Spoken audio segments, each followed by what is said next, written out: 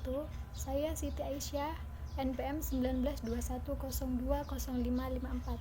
Saya dari Prodi Hukum Tata Negara semester 4 kelas J.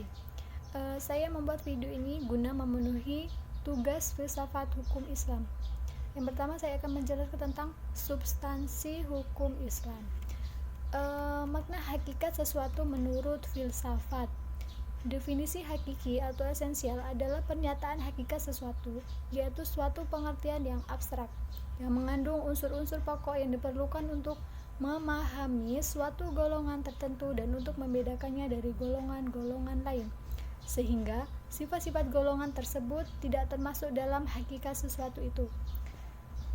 Definisi yang disebut dalam ilmu mantik logika sebagai jami atau memuat dan mani sebagai atau menolak adalah definisi yang paling penting dalam ilmu pengetahuan dan filsafat. Definisi itu tersusun dari jenis yang terdekat, genus proximum, dan perbedaan spesifik atau diferensia spesifik. Genus ialah setiap pengertian yang menyatakan hanya sebagian dari hakikat sesuatu. Artinya, pengertian tersebut belum menyatakan hakikat sesuatu itu seutuh-utuhnya. Perbedaan spesifik atau diferensia spesifik ialah setiap pengertian yang membedakan golongan spesies dari jenis genusnya, misalnya berakat budi, membedakan manusia spesies dan hewan genus. Yang kedua adalah pengertian filsafat hukum Islam. Filsafat hukum Islam terdiri dari 3 jenis kata, yaitu filsafat, hukum, dan Islam.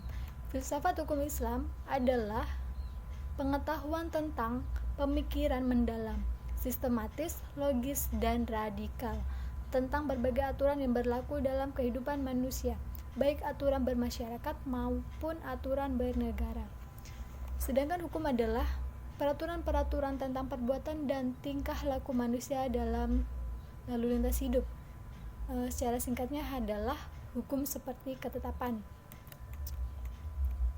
Adapun pengertian filsafat hukum Islam adalah kajian filosofi tentang hakikat hukum Islam, sumber asal muasal hukum Islam, dan prinsip penetapannya serta manfaat hukum Islam bagi kehidupan masyarakat yang melaksanakannya.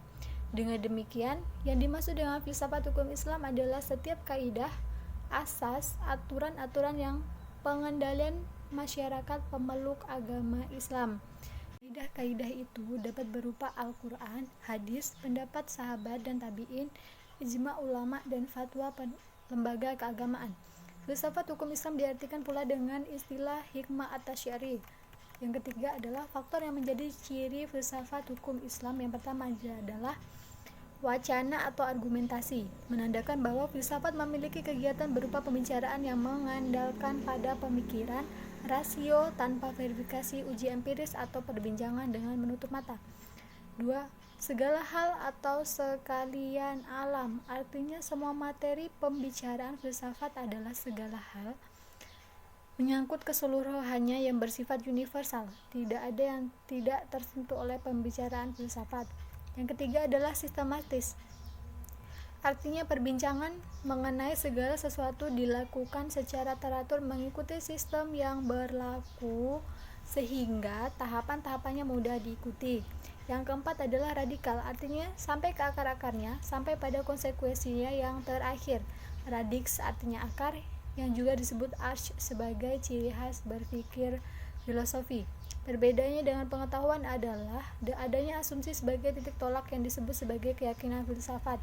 Yang kelima adalah hakikat, merupakan istilah yang menjadi ciri khas filsafat. Hakikat adalah pemahaman atau hal yang paling mendasar. Jadi filsafat tidak hanya berbincang tentang wujud atau materi sebagaimana ilmu pengetahuan, tetapi berbicara mengenai makna yang hakikat terdapat di belakangnya. Berdasarkan 5 ciri berpikir filosofi tersebut, dapat diambil pemahaman bahwa filsafat merupakan kebebasan berpikir manusia terhadap segala sesuatu tanpa batas dengan mengacu pada hukum keraguan atas segala hal. Sekian pembahasan dari saya.